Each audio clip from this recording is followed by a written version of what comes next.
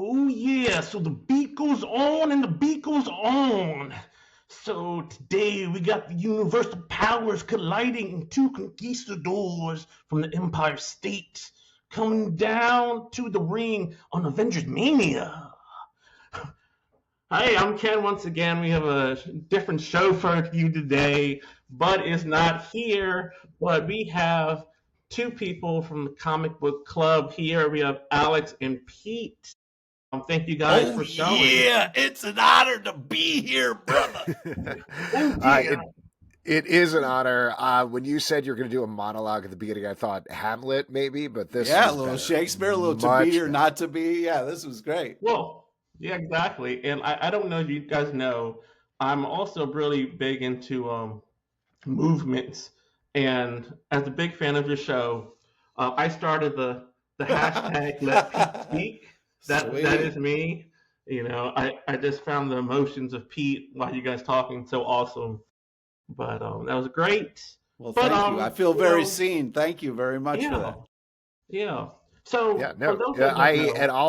you comment that all the time. I don't know how much it's picking up steam, but I think I'll support it. If people want to do hashtag Let People Speak on Comic Book Club, they should go for it. They should do it. Let's get it trending.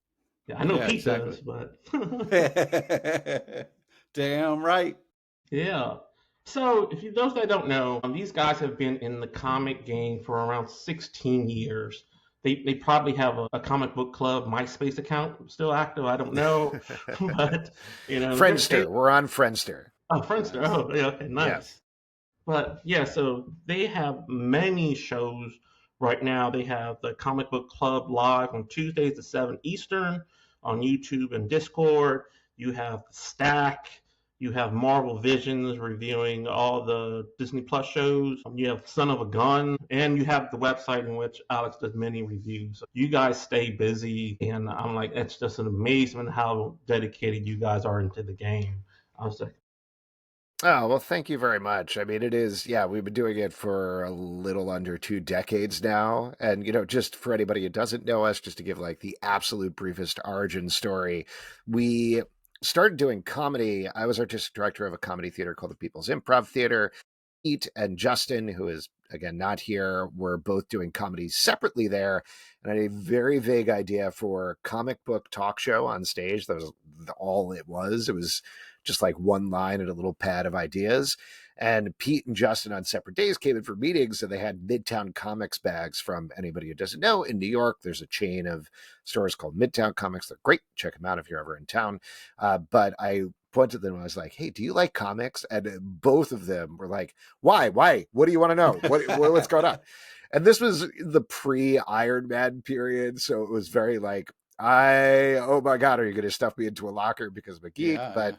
Sat down, came up with a rough idea for a show, did it 3 times before the holidays. I had some open space in the theater, had fun, came back after the holidays, and suddenly the audience was completely packed with comic book fans. And it was great, but it was also terrifying because we started as like, let's do a comedy show about comic books.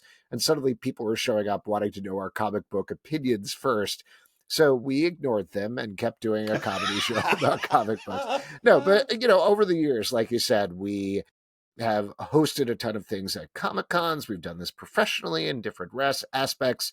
And when podcasting started up, we started recording our live show, which we still do, like you said, every Tuesday at 7 p.m. But we also started spinning it off into TV recap shows, starting with Riverdale, based on the Archie comics. We did the Marvel show, the DC show, daily news show called Comic Book Club News. That's every day, Monday through Friday.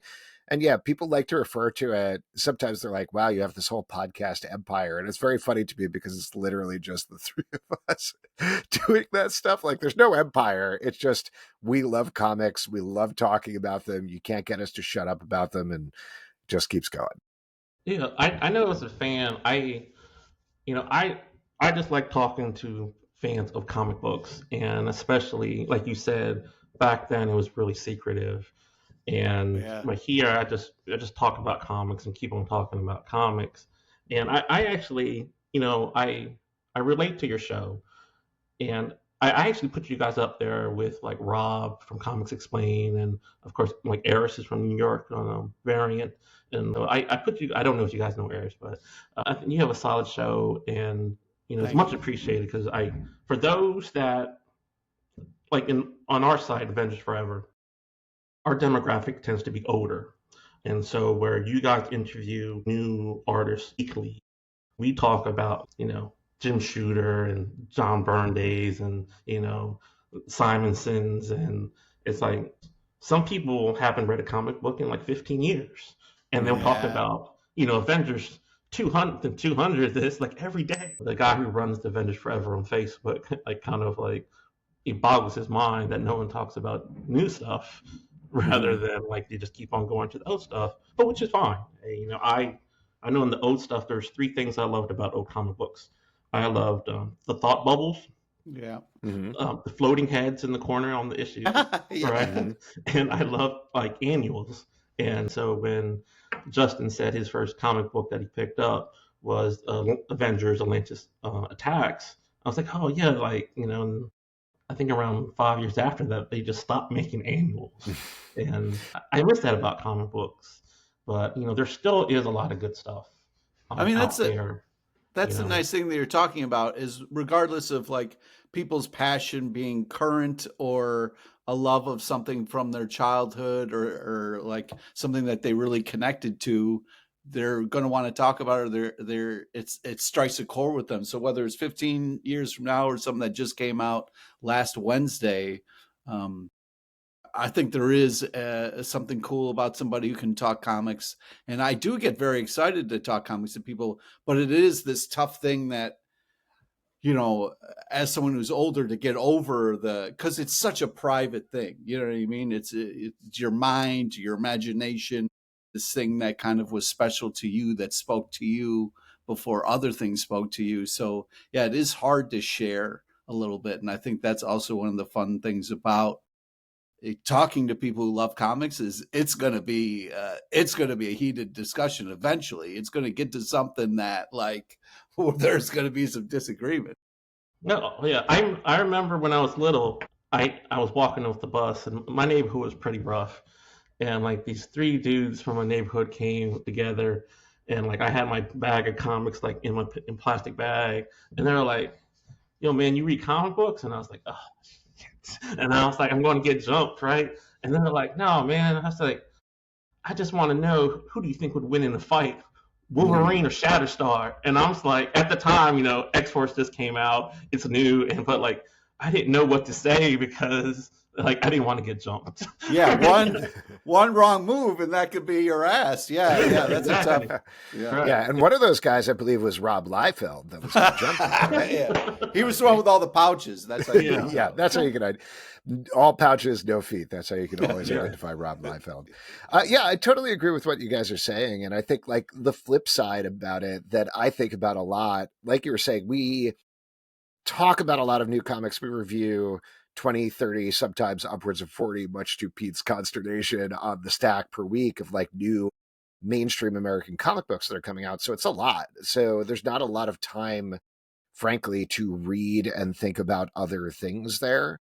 But what that leads to sometimes is whenever somebody does bring up a older book, particularly something that I like, there's that sense of joy that comes out of it. Like I'll throw out at you one of the things. This is not even that far away, but last year I did a 31 days of Halloween thing on the website where I posted a new horror comic book every day. This is not groundbreaking or anything, but this year I'm continuing to do it and writing some new stuff for the 31 days of Halloween. We just started on October 1st, but at the same time, I went back and made some short videos, just sort of reading the things that I did last year, where like, I had already written these 300 to 400 word articles. Why don't I read them, make a short video? I can put them up on our YouTube, Instagram Reels, et cetera, et cetera. This is like a lot of behind the scenes. But the point here is that as I've been going back and reading these things that are even a year old, talking about comic books that might be 1 to 5, 10, 15 years old, that are horror comic books, when I get to them, I'm like, oh, I love that. Oh, that's so great. Oh, I get to remember this comic book again, because we're so often just moving forward and thinking about the next thing not to get too big, but like not just as comic book readers, but as a society, it's always like, what's the next movie? What's the next comic book? Yeah. What's the next thing What's that you're your doing next in your life? project? Exactly. Yeah. To be able to look back and be like, oh, even if it's once a year, and be like, oh, right, Witches. I love Witches. That is an awesome book by Scott Snyder and Jock. Or this, Which brings me to my point that you started, Alex. Thank you so much. The reason problem. I get heated about so many comics is you get lost in the sauce and there isn't enough time for a real debate or a real talk. Sometimes, comics will bring up some, they take some really big swings. And if we don't have enough time to get into them because we have to go through 40, that's why I'm like, oh man, it's hard. It's hard to pick. And Alex does an amazing job picking them, but sometimes I'm like, Jesus Christ, we got to talk about 87 comics. How are we going to do that? Well, I do know from watching the show that, like, I know Pete is probably like, we have to talk about Teenage Mutant Ninja Turtles. Every issue, panel by panel. Yeah, I'm reliving my childhood here. Do not jip me of this. Yeah, exactly. Well, and this gets to what we're talking about, and I think probably brings it back to your Avengers thing, is that everybody has their own experiences, not just in life, but also in terms of reading. And that is one of the walls for people outside comic books, that it's just, you see everything and it's so overwhelming. But I do think on the flip side, it's one of those joys of like, Pete could talk for ever about Teenage Mutant Ninja Turtles to somebody and explain why it's awesome. I could talk about, I'm trying to think about something from my youth, I don't know, but like I could talk about like Claremont X-Men or something like that forever, because that was the thing that like hooked me, or John Byrne Fantastic Four or something like that, and just really go to bat for why that is great or interesting or controversial or whatever. And we all have our own experiences there, leaning into Avengers stuff as well, because everybody comes in at a different point, and that is likely the point that hooked you if you continue, but all of those different entry points provide different things, and that's one of the reasons that comics is awesome. Yeah, and then your passion can sometimes get in your way, because it's like you do an interview with Kevin Eastman and he wants to talk about new projects, and all you want to do is talk about a Teenage Mutant Ninja Turtles. This is a very general experience that everybody could relate to, and not a specific experience. Exactly. I think everybody has passion. Oh my God. And sometimes their passion it's universal, get in the way. Man. Yeah, for sure. Yeah. So we'll bring up Pete again. So those that don't know, like, Pete, your first comic book was Captain America 321, right? And it's Avenger on the spinner. Yeah, on the spinner rack. Yeah. I was drawn in. Yeah, a kid who was suckered in by the violence, the lure of comic book violence, where I feel like it's a safe place to exist and not, I don't like glorifying or making something seem, better than it is or whatever like that. But as a kid who struggled with emotions and stuff like that, it was cool to see a place where it was just like so insane. Yeah, I saw that cover and I was immediately like, what? This is not my mom's Captain America. This seems like really intense Captain America. Yeah, and it was just one of those things where I saw it and I kind of was like, this is unique and cool. And I, got to read it by myself and, in a house that is just chaos. It was nice to have like a little kind of escape. So yeah, I was hooked. And then after like Mom caught on that I was just in it for the comics. And so then I started doing chores for allowance to then be able to go to the comic book store. And then once I made it past the guy, because I was a little kid coming into a comic book shop and the guy was like, hey, there's no fucking kids in here, man, which is kind of crazy to think about. But he was chain smoking, and I was like, he was like, you can dig in the back. Like he let me dig through comics in the back. And that's where I saw Eastman and Larry Teenage Mutant Ninja Turtles. And that the music started to play in my head. And yeah, it was just all, it was like Foxy Lady, but with comic books.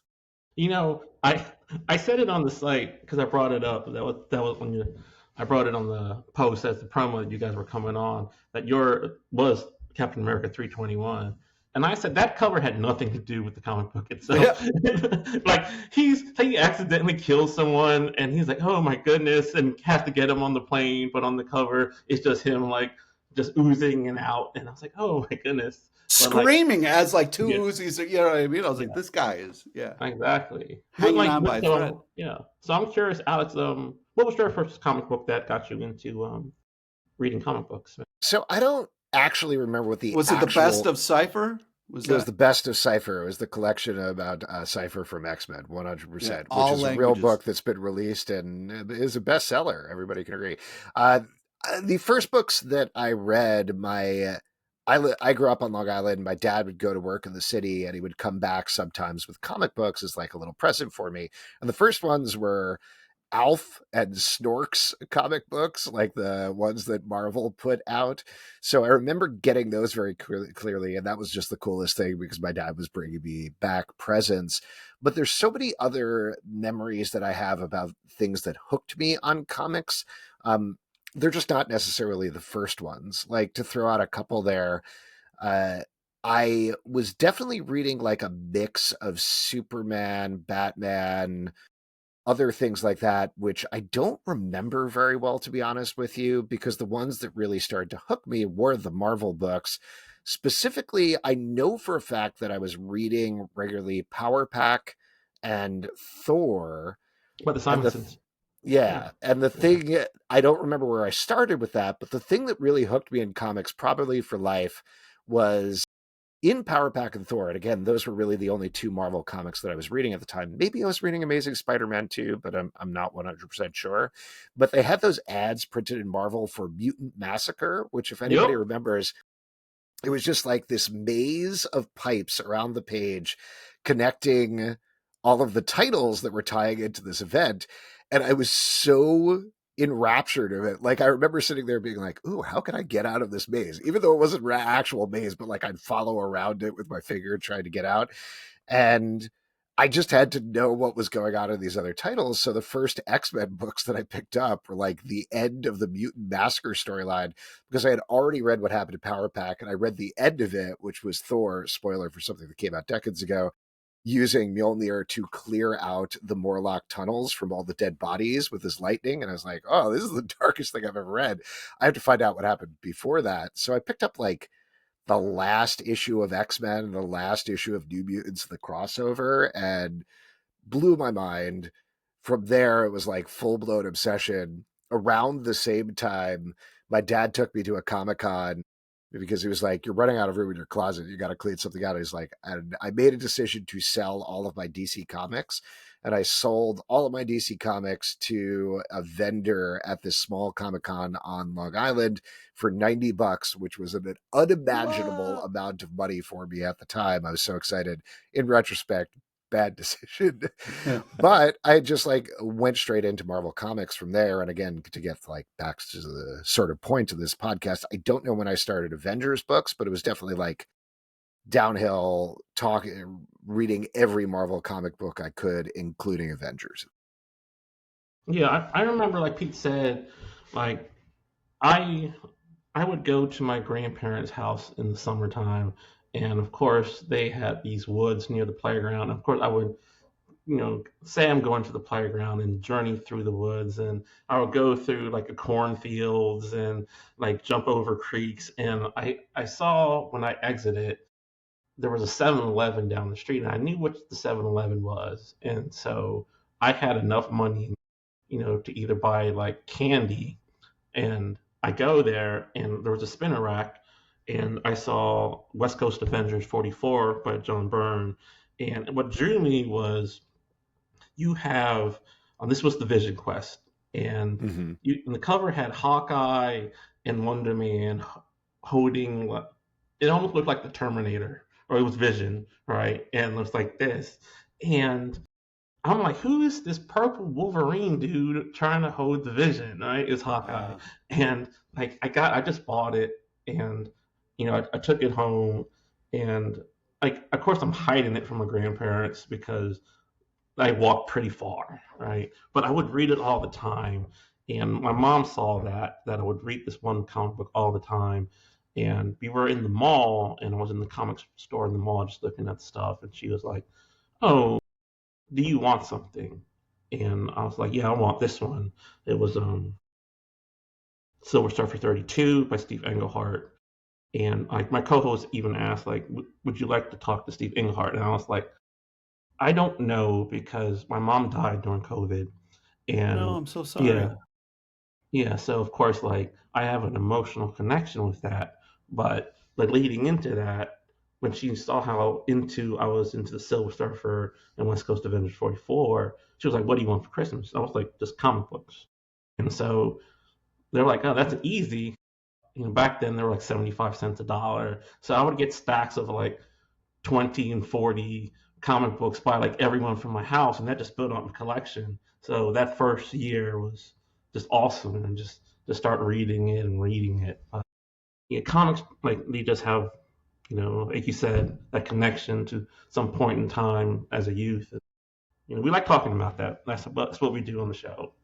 Yeah, Yeah, that's awesome, man. That's yeah. cool. Well, it's nice that a passion leads to this and more people talking about things that they love and kind of move them. So, speaking about moving, are there any Avengers related stuff new that you like to read or have read? I mean, we read pretty much everything. I will say I haven't been totally enamored of the current Avengers run and West Coast Avengers run, though we have certainly read them. The one tangential, and this is a little bit of a cheat, but we love Storm. That book is so good. One of the best Yeah. books on the stand. Absolutely wild, but like with some wonderful character moments. Gorgeous art from Lucas Wernick in particular. Those other folks have been filling in. And yeah, it's only tangentially dealt with her being part of the Avengers now versus her legacy stuff with the X-Men, but it is technically an Avengers book, so that's It certainly the is. first thing that comes to mind. That was my first 1,000 views of Storm 12. That was my first 1,000 views ever.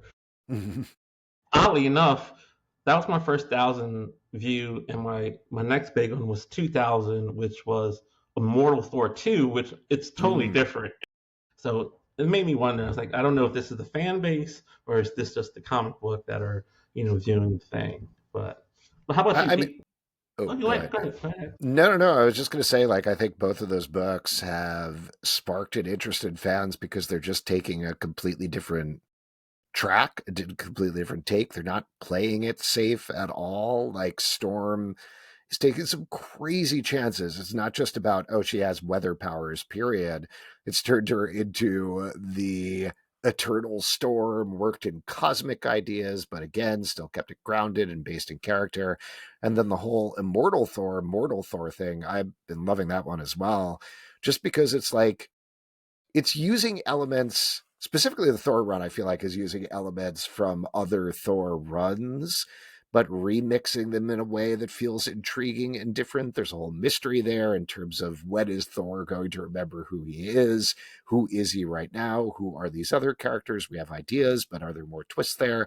And generally, what is going on? And I think, like, it's kind of obvious, but rather than just saying, yep, Thor fights the Wrecking Crew for the 15,000th time with his hammer, if you're coming at it in a new way and getting to what Al Ewing is doing is what is not just the myth of Thor from Norse mythology, but the myth of Thor from Marvel Comics, that's something that's just inherently, I think, going to resonate with fans. Sorry, Pete, I Yeah. interrupted. Go ahead, Pete. Oh yeah, you were just finishing your thought there. Thank you. Yeah, I agree. I mean, we've been reading comics for a long time. I think the Avengers stuff that I've been enjoying is the Storm stuff, as well as the kind of Wakanda and space stuff that Avengers has been kind of touching on and kind of bouncing back and forth when Black Panther has been kind of part of the Avengers team.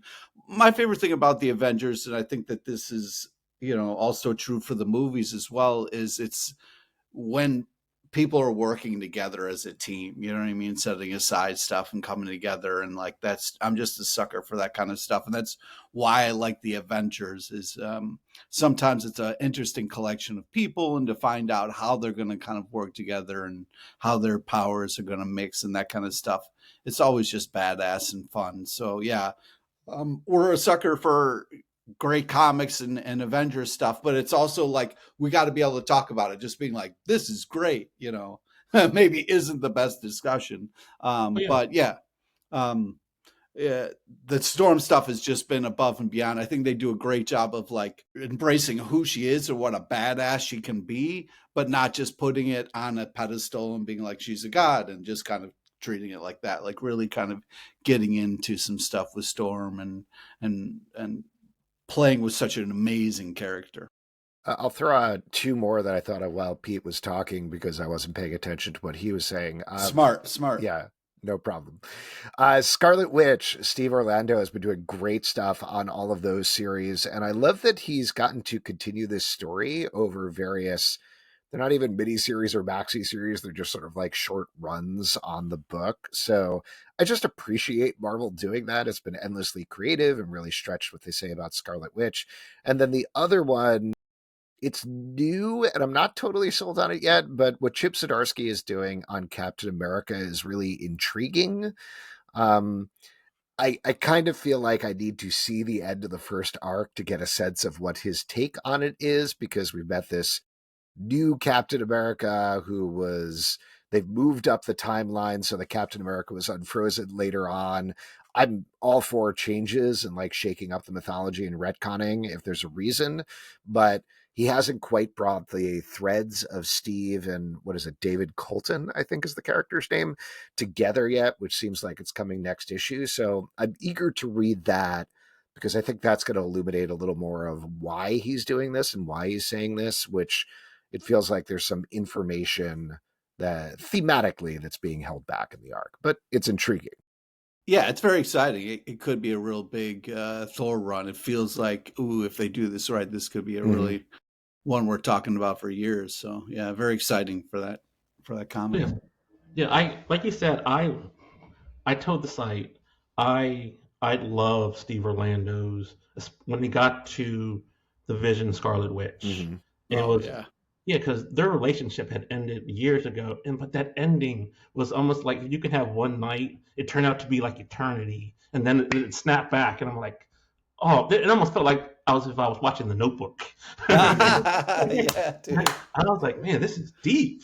Right? That ended good. I think McKay's work on Moon Knight is really good compared to his Avengers work. And it's funny because he uses a lot of Avengers in his Moon Knight series, but that's just him as a writer.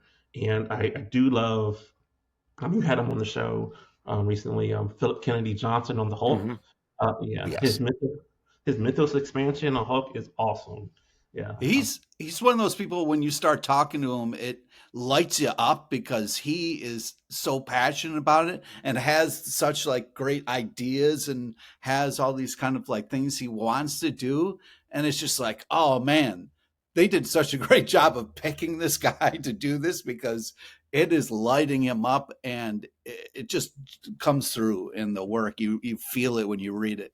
Well, and he does so much work as well. I know that sounds like a weird compliment, but the amount of thought and backstory he puts into absolutely everything that he's doing, from, I don't know if people read The Last God that he did over at DC for Black Label, or they just picked up his Superman run, Book of El, but it's the same thing with the Hulk run, where you can see it in his notes about Eldest and Mother of Horrors and everything else at the end of the issue, where he just has like, for himself, he builds whole D&D manuals just so he understands the world of what's going on. And then probably 1% of that shows up in the books he does. But that 1% is really informed by the other 99%. And that's why I think it feels so rich. Like he boils it down to the Hulk is like, a monster, leave me alone, which is the basis of the Hulk. But there's so much more going around to the edges that just makes it a really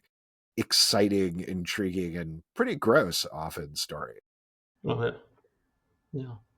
Well, yeah, so, in closing, I don't want to hold you guys up too long, but again, these are the guys from the Comic Book Club live. Check them out on YouTube every Please do. Tuesday at 7. And again, they have a many podcasts. You can even read the work, and they have links to all their different podcasts. It's much appreciated. And these are stand-up guys, I tell you. They Oh, will. Thanks, man. thank you, Ken. Thank you Yeah, for appreciate it. watching. Thank you for your support. Thank you for having us on this show. Absolute pleasure. And much love to Melissa as well. Yes. I'll let her know that. I won't edit that out. Okay. I'll say, see what they said? Yeah. But okay, guys. Until you know what, I'll see you on Tuesday.